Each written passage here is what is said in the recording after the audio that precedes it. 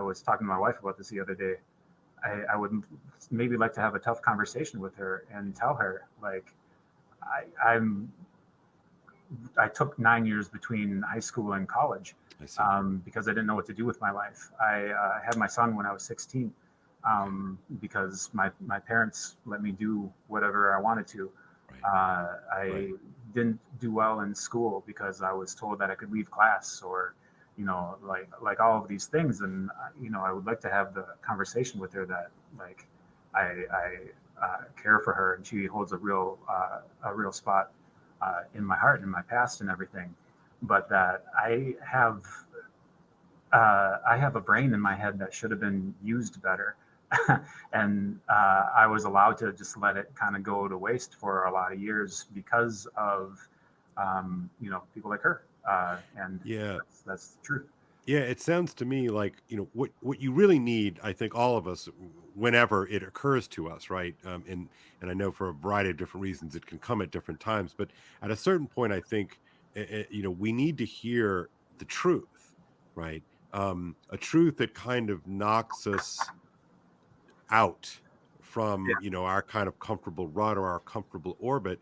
And I always wonder if we pillow everything, or if we nerf it. My one of my yeah, kids plays video games and always talks about, oh, they nerfed this villain or they nerfed this gun on Fortnite, you know. And if you nerf a kid's experience, especially somebody like you who was young, angry, smart, and funny, right? In a bad combination, right, they nerfed you from having your ass burned, yeah. um, by accountability. It And I was, wonder, go ahead. you talk a lot about accountability, and so I have you how much, does this resonate with you? Yeah, I mean, I've said to a lot of people in the past that I wish that I had my ass kicked in high school, Yeah, because what it ended up taking was 10 years of the world doing it. right, right, I mean, I was, like I said, I mean, when I was a kid, I was diagnosed as gifted intellectually. I was put in all the advanced classes, of course, yeah. all of that. It was all potential, potential, potential. Hmm. And then through a series of events, that kind of went to waste. Hmm. And it was hard to turn around after you can dig yourself a really big hole. It takes a long Yeah, time to get yeah, out of it. So I was working in factories with people who, you know, didn't graduate high school because they couldn't graduate high school, right, and they right, were my boss. right, I was working as a pizza delivery person, and there's right. nothing. I'm not saying at all that there's no No, dignity no, holding those jobs, not at all. But it's not where I belonged. yeah. It took a long time of doing that and failed relationships and like all of these different things for so long before I finally went, man, I need to make a change. So Hmm. I went to college, and I decided that I wanted to be a teacher because I've loved literature my entire life. It's the class that I still did well in, even when I was failing everything else, Yeah, yeah, totally. because I cared about it, right? Yeah, you And read the because you like the stories. Yes, I was similar. Yeah, yeah. yeah, so I just, I had to do a lot more work to get to the same spot as other people that didn't have to go through nearly that much work. Um, which is part of the reason why it's personal for me that education is so messed up, is because Yeah. that became my thing. It was going to be, you know, it was the noble profession that I was called to, Mhm, that turned my life around. It still is that, mhm, but mhm. I'm angry about it. I Yeah. find myself angry about it all the time. And I express that on Twitter, and I have ideas of how to change it. I'm constantly, immersed in the literature and everything. So, yeah, that's, I don't know what Yeah, question I no. answered, but No, I did. no, that's great. I mean, so when you sort of finally feel the burn, so to speak, Oh yeah. what did you find in literature that allowed you to sort of shift gears or shift your focus or reorient yourself? What is it about literature? Like why an English teacher? I mean, Well, I think when I was young, it was just the pure joy of the stories. Mhm, mhm, uh, the the way that they're put together, the way they unfold, the surprises, the twists, and then as I grow older, it's, the language, start to really get into the language of it, the beauty of the imagery, Yeah. the surprising turn of a metaphor, all of those more technical aspects, they start to appeal to me. Um, I think becoming an English teacher, part of what pushed me in that direction was I had felt like I lived so many different lives up Yeah. to that point. And I think that literature allows you to do that consequence free, or you get to try on other people Yeah. uh, Totally. Yeah. a lot, and the only consequence is how it makes you feel, which isn't nothing, but Yeah, it's a real, it's a real kind of social technology, isn't it? yeah, It gives you an experience that you otherwise wouldn't have, and in that sense, it's magic, right? I mean, it's it's magic. absolutely, Yeah. yeah. I mean, my favorite book, nobody ever believes me, but my favorite book is Ulysses Huh. by Awesome. I love James, it. Yeah. Yeah. right? Yeah. And I mean, being being able to inhabit Leopold Bloom for a day is an experience unlike any other. I mean, you get to know every intimate detail of his entire being. You're inhabiting his mind in a way that other authors have not been able to give you. So Sure. I think that's what appeals to me more than anything at this point now, is just trying on other lives. Yeah, because in trying on another life, you not only get a perspective on the life that you're inhabiting, and sort of producing, in the inner in your imagination, but it also gives you something extremely powerful with which to gain perspective on yourself, and not in some sort of narcissistic way. Hmm. It seems to offer a genuine relief, of something kind of important, right? Right. Yeah. Well, and I mean, authors obviously they run the risk of being too didactic in their Yeah. works and everything like that. Yeah. But there are Yeah. lessons embedded in works of literature. I tell my students all the time that English, what we do in English class is we study the way that authors make sense of the world.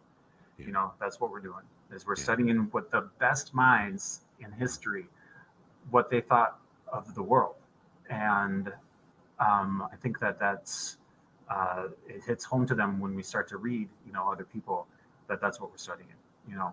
And I think that just to key in, not to change subjects, but to key in on it's the best minds, Yeah. right?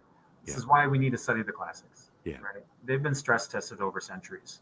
Yeah. We They're know what's going totally. to last only by seeing what has lasted. So, Yeah. Totally. need that The, connection. Yeah, no, I amen. It's there's part of any definition of something we will call a classic. It's not a club. It's that classic stuff has endured. There's a sort of a Lindy quality to it that, and I always stress to my kids, it's like, we just got finished reading Dante with two of my sections, and Hmm. and I always stress to them is like, and they like it, so it's not like I have to do much of a Right. sell job after the fact because it's so vivid and it's so powerful and it's kind of fun, right? But it's like people have been reading Dante consistently since 1308 or what have you. Right. And it's not a conspiracy, right? Right. It's like excellence is not a conspiracy, not in the way that we tend to think of conspiracies. Right. It's not a trick. It's that there's something very real going on here, So, and it is sort of the part of that definition of the classic is that it has this ability to sort of become something fresh and new with each successive generation, yeah. and that's a remarkable thing to have access to, Right. I mean, I like, think of it almost in evolutionary terms, where yes, oh, me too, yeah, yeah, sure, they're yeah, not adaptive. They selected, survive because it's selected for these specific qualities, and yeah, through generations, we keep on selecting it for those qualities. yeah, That's why it still exists. That's why we still read it. It touches something so deep in us that everybody has it. yeah, The push towards contemporary study of contemporary literature, it's just not going to provide the same sort of um, heft that yeah, that that will. And it's a school. Go ahead and read your potato chip books somewhere That's right. else.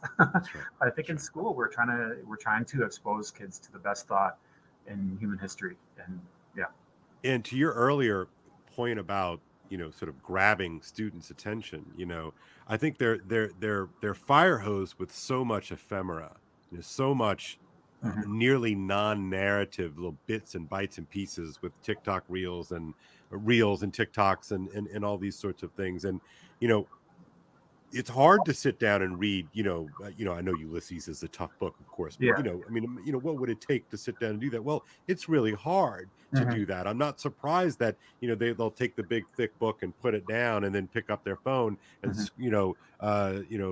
doom scroll 90 reels in an hour and a half, you know. right, Um I'm also struck by, so you're talking about, so social emotional learning, things in the classroom, and people want to talk a lot about that. It's that, right. my take on that is that you only need to focus on social emotional learning or behavioral modification plans and all these sorts of things when there's nothing real going on in the classroom. Yeah, yeah, for sure. I mean, kids are bored, first of Yeah, all. right. Second of all, they don't have stamina to read Yeah, yeah. longer works because, you know, the NCTE says that you don't have to read full texts. Well, we need to decenter those, James. I mean, this is really important that we decenter whole books and novels. I mean, this is a passe thing of the past. And look, man, I'm sorry for being a little bit cynical and sarcastic here, but I got to tell you, every time I pick up one of these things from the National Council of Teachers of English, every time I pick something up from them, I want to punch something. I mean, Yes. I'm not a terribly violent person, but it's like it's it's as if the enemies have gotten in charge of Yeah. the entities that are meant to elevate the Well, yeah. study of I mean, the literature. reason that you're angry is because you feel like it's almost like you're given the opportunity to defend something that you love, Yeah, and to do that, it requires a certain amount of anger or at least animus or, something, you know, and that's how I feel. I mean, um, Matt Ryan, he's a great Twitter follow, right? He has yes, he's defend great. the canon, right? He Yeah, talks about love it. defending the canon. That's what we need. Yeah, We need a strong, hardy defense of kids reading real books and full books, because otherwise their thoughts are, as you said, it's just a stream of ephemera that is going in and out of their heads, and it's the things that we have them read in school are no more important than those TikTok reels. We right. might as well have them sitting in a desk watching TikTok reels That's right. if we're just going to have them read excerpts of, some random book that was written last year that happens Right. to identify them exactly as how they already identify themselves. It's all Yeah. absurd. And that happens. I mean, I get this experience. I'll go on the Twitter, and something pops in my head and I tweet it out, and it's like clockwork. That's not really true. That's not what's going on. You Yeah, know, and I just it's okay. Yeah. So your kids magically go to the one unicorn school, in the district in which they actually read a book. Like, right. but I'm telling you, when you go to these professional development things, they will tell you exactly what they mean. They do not, decolonize the curriculum means getting rid of anything that is of any substance. Yeah, yeah. I mean, where is the National Council of Teach Full Books? Yeah. Right. Yeah. Where, Let's start that up, James, because it's like, and I was thinking about this, people were like, well, you don't really have to read the whole book. And like, okay, fine. You want to cut a chapter, whatever. I'm not going yeah, to argue with you about that. okay, If like we read Paradise Lost, and there's in the interest of time, I have to cut two of the books, and you do what you got to do. But I give the kids a sense of the whole. But I was thinking about this, like the Iliad is a perfect example. It's like there's 24 books. It's a big book. It's a substantial book. It's the OG book. It's right, all these things. And if you don't read the last chapter of the Iliad, you don't get to see Achilles have this just mind-blowing conversation with the father of the right, dead Hector that he has desecrated in right. in in For young. fantastic fashion. And this Achilles, this rage of Achilles, right, is tempered and brought back down to earth with an amazing conversation between a grieving father and a grieving warrior. And it's beautiful, number one. I mean, Yes. it's just so deeply human and affirming, but it's absolutely crucial to understanding the whole action. And if Right. so the idea of teaching the excerpts of the Iliad it just drives me bonkers. Well, no, I think the turn towards teaching excerpts too, it came because of No Child Left Behind, Mm, where testing became so important for mm, funding. And then we turned towards close reading as being the most important skill that you can possibly teach. And in order to do that, you do a series of short texts and you try to drill that as much as possible. And, where's, it's having students read, full pieces of literature, it's hard to tie that to funding in some sort of way. So, right, right. you know, I mean, that's my cynical take of it, No, but, I think there's something. I think you're right. you know, so, you know, I don't know the fix for that. I do happen to think that if people read widely, they will do just as well on those tests as if Yeah. they're, being trained on these excerpts, probably better. I mean, Mhm. Jeremy Tate is showing that with Yeah, his CLT test, that's the right. Catholic Learning Test, That's right. where the organization, Yeah. Yeah. um, have created these tests, and they tell you what to read to prepare for those tests. And those tests are basically knowledge exams of how well did you understand these texts. Those kids end up doing better in college than kids who are raised through the K through 12 public educational system that are doing this other method of preparing. So yeah, so you said on Twitter a couple of weeks back, I guess it must have been about a month or so back, that you have taken a job at a Catholic school, a private Yes. school. I think it's a Catholic school, and wanted to ask you a little bit about the shift, that shift that you made. You don't have to get into the reasons why, but what has been your experience to sort of the difference between teaching at this private school now and your previous schools? Well, I can sum it up in one anecdote. When I got out of the interview with the principal and the department head, I walked out, and one of my first thoughts was, that's the first sane conversation I've had about education with a principal ever. Wow. It's the first sane conversation where she was talking about the culture of the school, how important it is, how behavior is one of the keys to making sure that these kids learn. She was Right. centering the learning. She Right. was centering the fact that as an administrator, she will have my back in any situation where there's an argument with a student.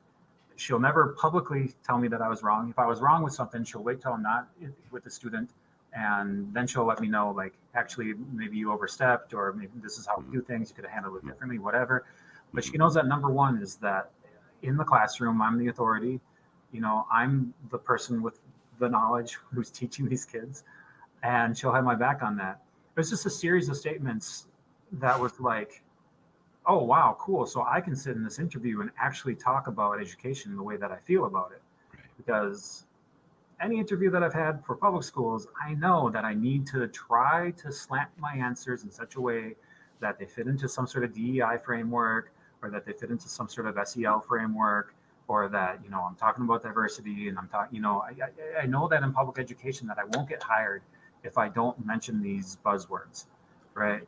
Whereas So I sat down in this interview and it yeah, was just like all my opinions I could express. uh, again, I am predicting, if anybody is going to come and watch this right now, they're going to be like, we're going to see comments below that, come on, James, that's a straw man. That's Yeah, not true. yeah. That you're sort of playing the kind of right wing coded anti DEI game here. It's not like that. So let's just what do we say to that? I mean, what do you say? Well, whenever anybody says that, what I wonder is, do you think I'm just a man on an island talking, right? Because that's not the case. Yeah, I yeah, am a yeah, teacher. yeah. I'm in schools. I've been in public schools and now a private school. I taught most of my career in public schools. Mhm, My wife is a teacher mhm, who's taught in public schools her entire career, 4 different schools. mhm, Some of my best friends are teachers. I make relationships with people all the time that are teachers.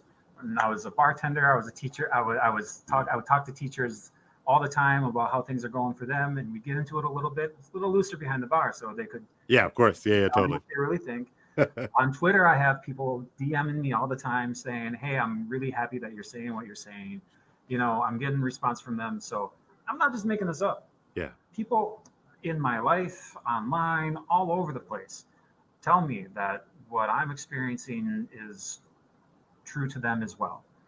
So I'm not strawmanning these situations. There are situations that I've experienced, that people that I trust experienced, and that people go out of the way to let me know that they experienced. Mm-hmm. So, you know, it's not it's not a perfect social science, poll or anything like that, but it is reflective of what at least a large number of teachers know to be true. Yeah. So I sometimes think that we play this mental game with ourselves that we can have multiple priorities, and we even use that word priorities. But, by definition, you can only really have one priority. And I think about this in relationship to schools. And if you go into interview for an English position at a school and you can't talk about teaching English at a school, um, what I mean, if you can't actually talk about teaching English, right, you're necessarily distracted from your priority. Mm-hmm. And so, how can we wonder that we have people saying, well, the kids just can't read anymore. I'm going to have to offer them summaries and have to do all these sorts of things Right. when they're busy doing all of these other things. And so, my goodness, well, sorry, my phone keeps going off. Okay. Um, there it is. There's what is my priority? This is my priority, James. Um, so, you know, what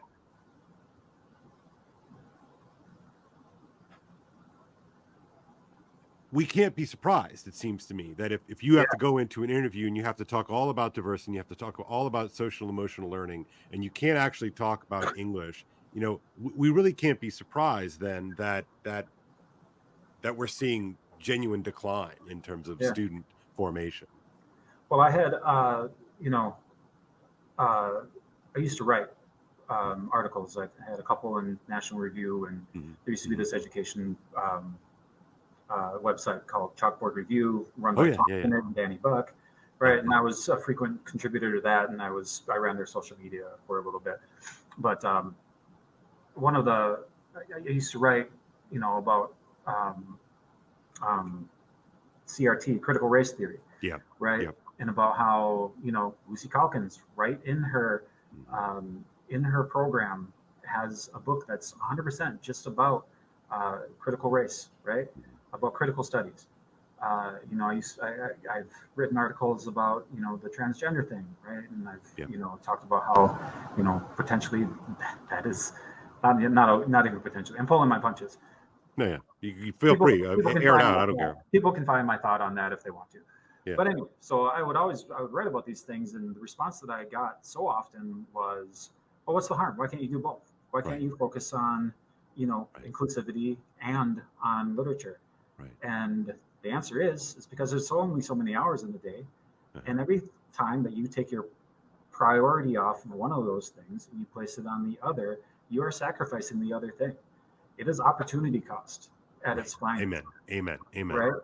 So Yeah. if you're spending all your time, trying to make that your lessons, fully inclusive of other cultures, and you're trying to fit it within this DEI framework and all of that, you're taking time away from what you should be doing, which is focusing on making those kids learn your subject matter, you Right. know.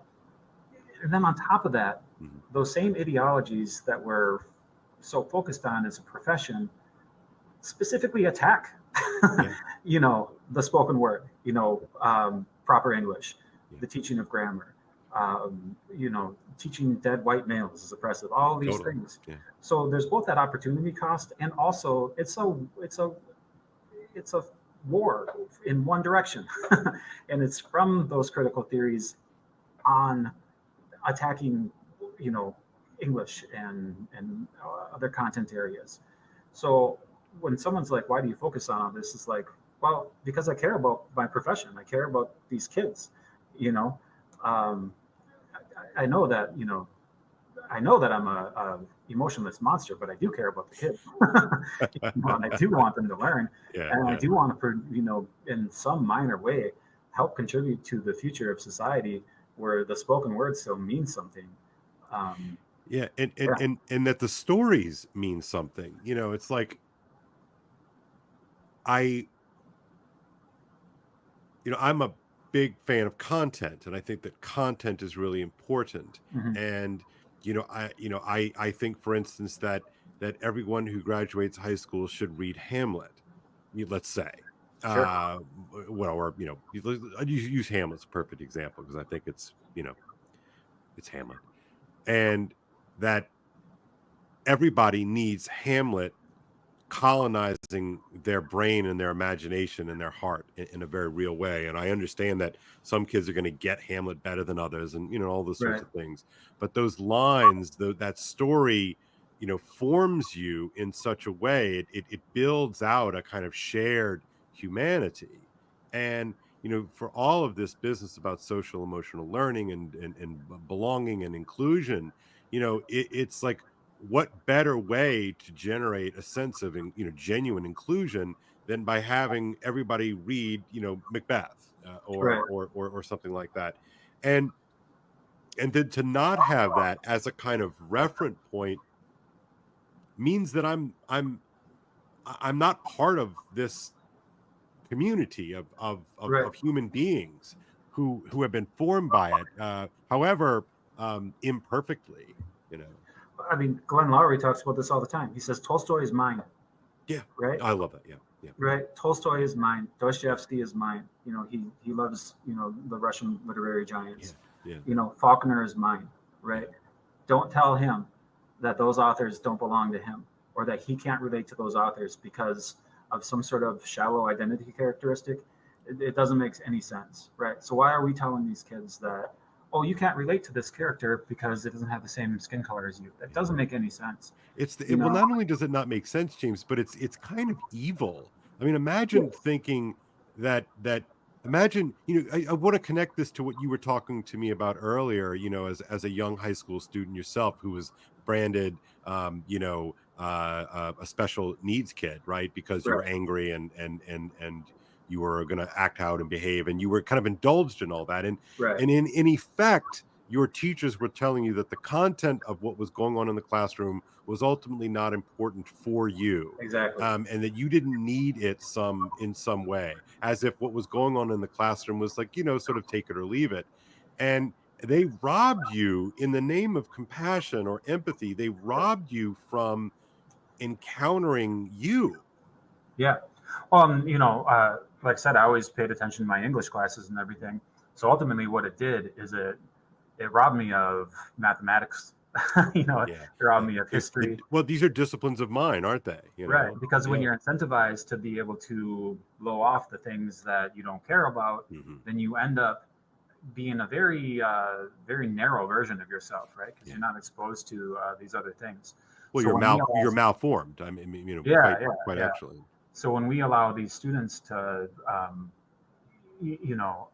shirk on their priority towards mathematics or English Yeah. or whatever, or you don't have to read this story. This story is not about you because it's about a white guy that lived in Dublin, Ireland in Right. Right. 1904, Right. Right. right? Right. Right. Well, we're robbing them of that experience. We're robbing them of the ability to see themselves in a larger context and to see themselves in somebody who's actually different than them. That's actually really important, right? And yeah, I mean, the common humanity is much more important than I need everything that I read to be 100% reflective of who I am. Right. You know, Right. And I remember hearing this kind of thing the first, early on, even before I was a teacher. I remember hearing people say like, "Oh, isn't it great, that you can now read, I don't know, some basically contemporary work of fiction because it reflects some demographic elements in the classroom." And I remember I remember being like, "Oh, well, I can kind of get that. Yeah, I mean, it's good, you know, but I really, I no longer." I'm not going to give it a pass. It's like I teach the Iliad, or sorry, the Odyssey, and it's like I don't teach the Odyssey because I've got 30 Greek kids in my classroom. Right. I mean, that's absurd, Right. right? Like, I don't have an ounce of Greek blood in me.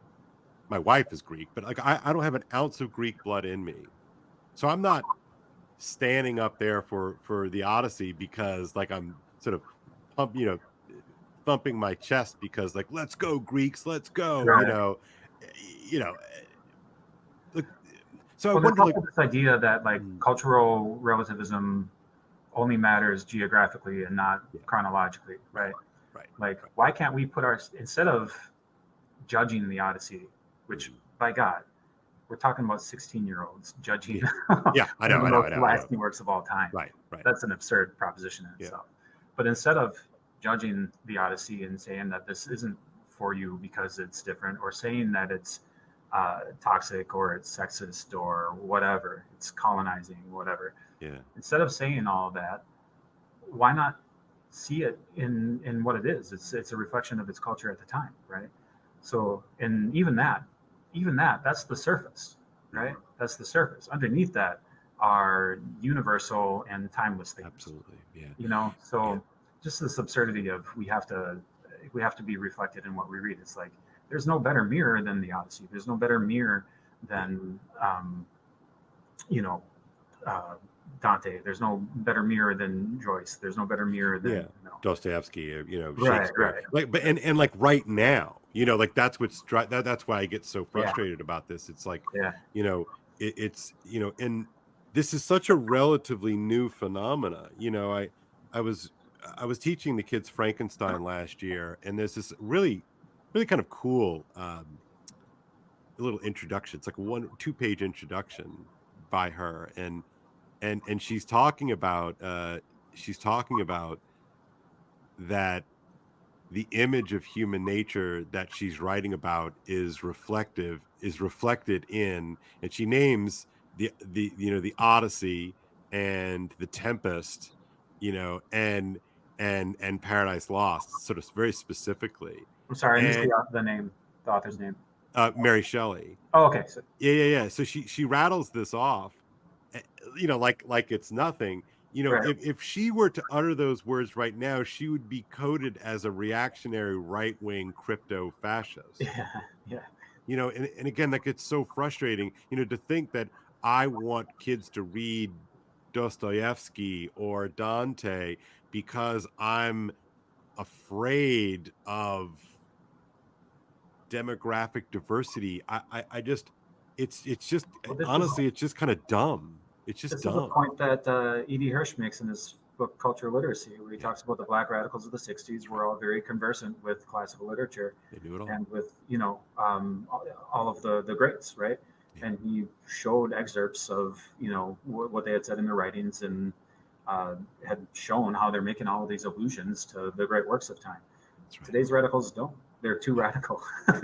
It's like yeah, they think that we're gonna burn the world down and start anew, and that's not how it works. We have people, that are going to stop them. so I want to sort of this last part here, James. I wanted to ask you, every few years, sorry, every 6 months or so, there's an article that comes out in a big national publication. 3 weeks ago it was an AP article. A week ago it was an Atlantic article. A year ago it was a New Yorker article, and we have this fairly, you know, a similar refrain, and these of course these are mainstream left coded, bougie outfits, right? Bougie Right, platforms, and they all want they're saying something to the effect of like, oh my gosh, the kids can't read, or the kids right, don't read, and it's always a little, there's sort of a can't and a don't sort of thing going on. But and so fine, you and I'm sure are not shocked at all. Like this right, is like, as you said, they're not reading whole books because they don't have the right, stamina to read whole books, as you said on Twitter. And I think that's exactly right. They have to be inculcated into habits of being, which will allow them to track a complex system like crime and punishment, Right. a complex system like Great Expectations, Right. heck, even a complex system like a much shorter novel, like Pride and Prejudice. Like, you need a Right. certain amount of familiarity with complexity in order to, do it. So what always goes unspoken of in these articles is, why is it bad that kids don't read novels? And Yeah. of course, full disclosure, I think kids should read novels. Right. Right. So I want to ask you, sort of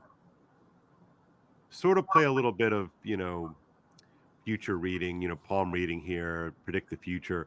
What what is the potential cost if we collectively, the collective we human beings, stop reading novels? Because I've had some pushback. Some of my friends be like, okay, look, there were there were centuries in which most people were illiterate and nobody didn't read novels. So what do we stand? What is the risk of most people not reading novels or classic works?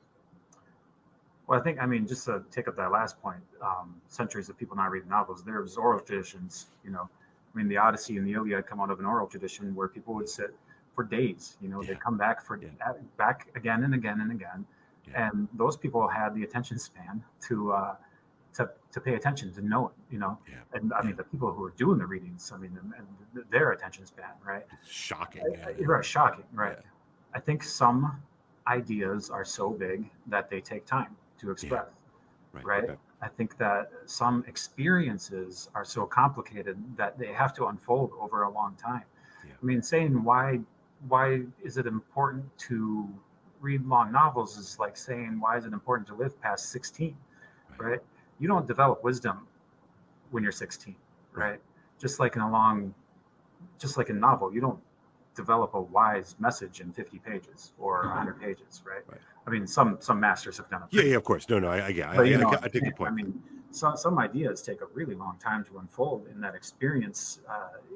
They're paying fidelity to a real experience, and in order to do that, they have to expand beyond just a short text. Mm. Yeah. I think, boy, that really resonates with me. This is sort of the experience of it. You know. To this day, the first novel that I remember reading, was a young, as a young boy. I remember reading Call of the Wild. Yeah, I must have been, I don't know, maybe 11 years old. Let's call it. Had to be around 11 because I remember the house I was in. I moved in when I was 10, so it had to be around 11 or so. so wait, an And 11-year-old boy read a whole book? yeah, I know, I know. Well, I was assigned it, and Yeah, my mom and dad said I imagine should do it. Right. the horror. Maybe we'll call it 12, but it was certainly not Sure, 13 or sure. older. It was definitely pre-12, right? And I remember that feeling so well. I remember it ending, and it's kind of sad if you remember, but it's amazing, and I was totally engrossed in this thing. And I had I'm using my words now. You're These are right. not Yeah, of words that I course. would have had then, but I really had experienced it. you Yes. know it wasn't necessarily a lesson as such. It wasn't pretty. There's all kinds of like blood and death, and Right. it's a tough story. But boy, I remember being at the same time I felt so sad that it was over, right? But at the same time, like, man, I read this thing. Right. I did this thing. And like, what is that novel? It's not even 200 pages, I don't think. But Right. as a 12-year-old, this Of is the course. Yeah. equivalent of reading 1,200 pages, I guess. But I just remember that feeling, and that feeling has never left me. Right. And so that sense of accomplishment is real, and it's not a plot summary, right? I could sit down and say, oh, I like the Right. story because of this and this and this, and then this happens and this happens. That's all fine, Right. but it's the actual experience that informs you. Right. you know I mean, and you and the know, thought of kids not having that, I mean, that's what is disturbing to me. right. I mean, for that time period while you're reading it, you're inhabiting another person, right? You're Yeah, inhabiting, a skillful author allows you to inhabit other people. So yeah, I think that, um, you know, I harp on a lot about it's the greatest minds in history. yeah, That's who we should be exposing kids to. And you only know who those greatest minds are because they've gone through the stress test of history, yeah, right? Anything 50 years old or newer, we don't know how long that's going to last, right? So you have to be very, very careful yeah, when you select your text if it's new to just include it in your work. And also, I mean, Harold Bloom makes this point all the time: is that yeah. the canon is created because the newer texts are conversant with the older text. Absolutely. Yeah, If it's not yeah, conversant with something prior, then it cannot be canonical. And I believe in teaching the canon. So yeah. you know, you have Yeah, to have. and I'm determined, even though I'm a conservative person, I'm right wing and all that kind of, but I'm determined to insist, like it's not inherently like ideological even. I mean, I want to hold on to some element of this. It's like it's not, read the canon so you can like, go vote team red, or Right. it's so Right. dumb when I hear people basically intimate that. I And mean, my favorite author is James Joyce, and he's like a socialist. yeah, right, totally. Yeah. I mean, he has And a his main dirtbag. character. He Yeah, has his main character turn into a woman, yeah, and yeah, yeah, like, I mean, yeah, this, yeah. come on, This is not like conservative stuff. No, right? that's Exactly. exactly right.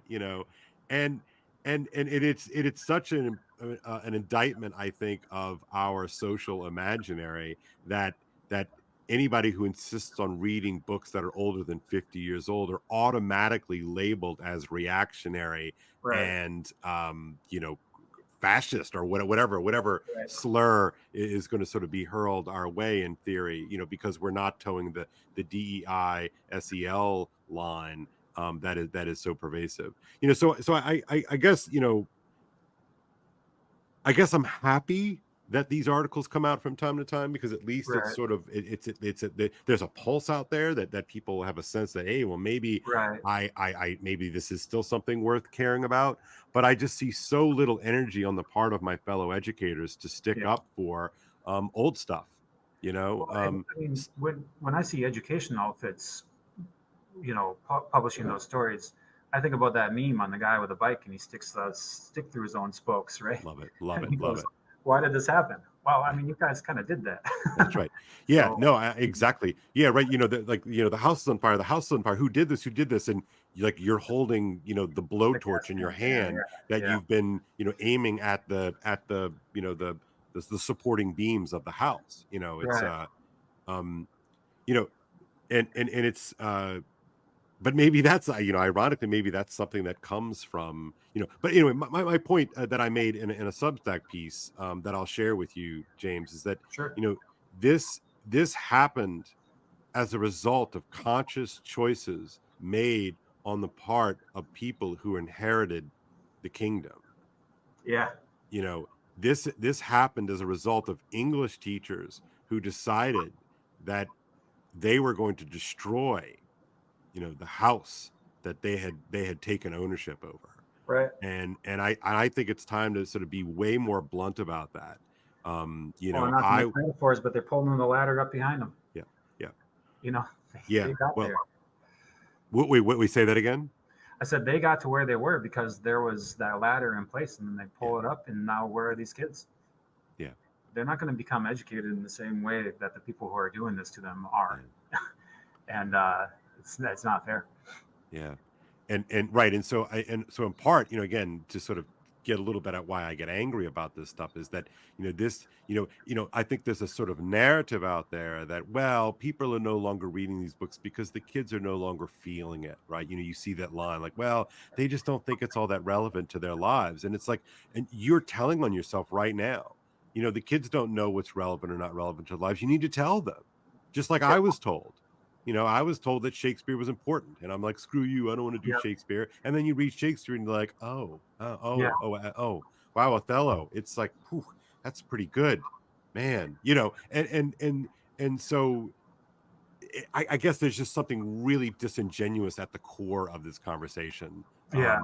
that's being had, in the mainstream that is frustrating.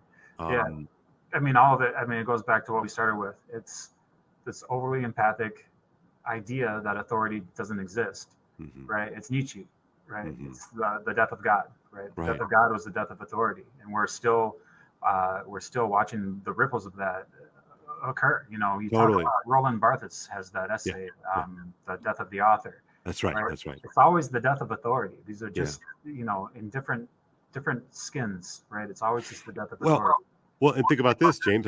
Just as listening to you talk here, if you look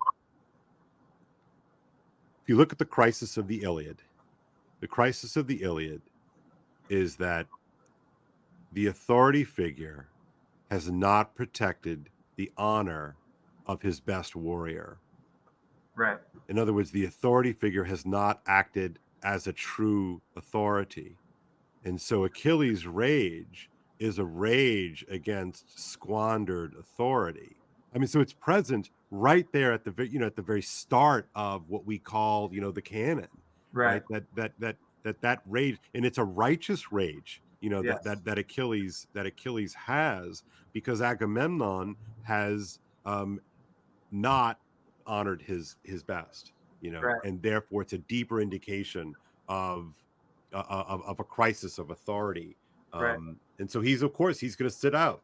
He's like, all right, let's see how this works for right. you. But that's You what we know, need. We need adults in the room. that's right. That's right. I do think that, man. I do think that, as we were saying earlier, I remember so acutely being called Mr. Zeldin the first time. And I was, what, Yeah, 24, 25, maybe. And, I had, repeating myself, but, I said, look, I'm going to be Mr. Zeldin.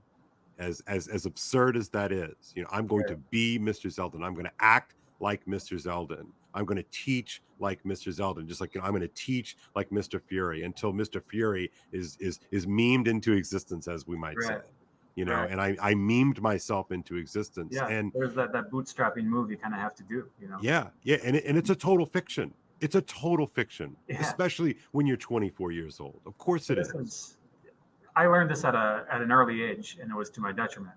But Mm, authority is mm. an agreement, Yeah. right? Oh And my gosh. Yeah.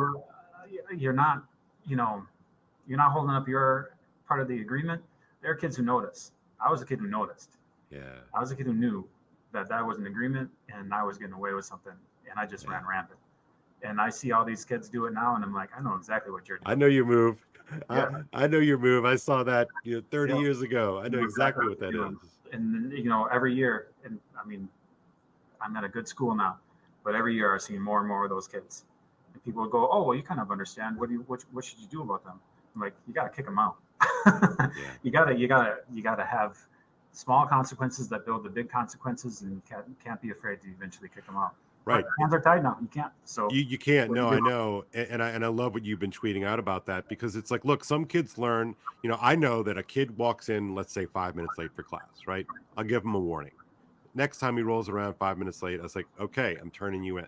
And some kids, that's enough. They Yep. get the first tardy, and they know that if they get three of them, then it turns into it starts getting teeth, right? And so some of them know. But you know what? A lot of kids, fine, give it to me. They'll take the two, fine, give it to me. Three, fine, give it to me. And then they start feeling the consequences. And then that level of kid is like, okay, fine, I get it. I get it. And you're gonna have kids who are just gonna push and push and push and push and Yep. push until, like, they're basically playing a game of chicken. It's Yeah. like rebel without a cause. It's like they're gonna wait, and they're not gonna they're gonna make you jump out of the car first, right? And at some point, you just got to let them do it. And that, I know how that comes across, like, oh, Kayla and James don't care about kids. It's like, Right. no, I need them to feel the consequences of their action, because if they don't feel it now, they might not feel it again until they're 30. And my God, what can you do in 15 years, Right. from 15 to 30? You can cause massive disruptions in Exactly. yourself and those around you, and you're going to pull people in. And, like, that's why this stuff, it's another layer as to why a lot of this stuff matters, Yeah. Yeah. I mean, like I said, I had worked with I worked with people that didn't graduate high school, not Right. because they didn't want to, but I mean they couldn't. Yeah. And a lot of them would tell me, like, I wish that I had paid more attention in school. Yeah. That's a regret that a lot of people have. Yeah. It's a regret that's real, and you can't run the counter narrative on their life. Like, you can't start it over. That's right. But what would have happened, if people had intervened in a meaningful way early on? You could have saved them a lot of grief later. You live 60 years outside of school. Yeah. You can live 12 years in. That's right. Well, I always I try to tell parents this because a lot of parents will come through, and they'll be like, "Oh, it's so cool that my Johnny gets to read Dante, and or whatever fill in the blank of cool book that we get to read." And I love those guys, but I always want to tell them, and moms got dads and moms. I always want to tell them, like, look, it's not too late. Right. It's going to be harder for you to read a few books, fine, Right.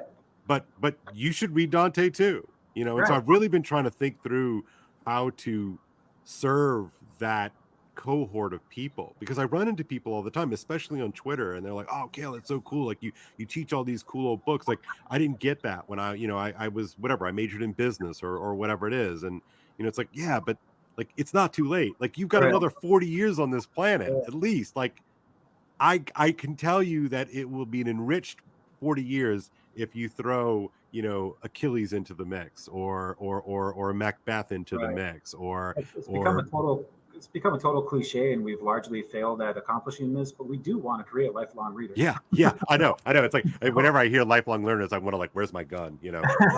But no, you're exactly right. You're exactly right like, this is, the irony is, like, this is not the stuff that you and I do on a day-to-day basis with kids is really not just for kids.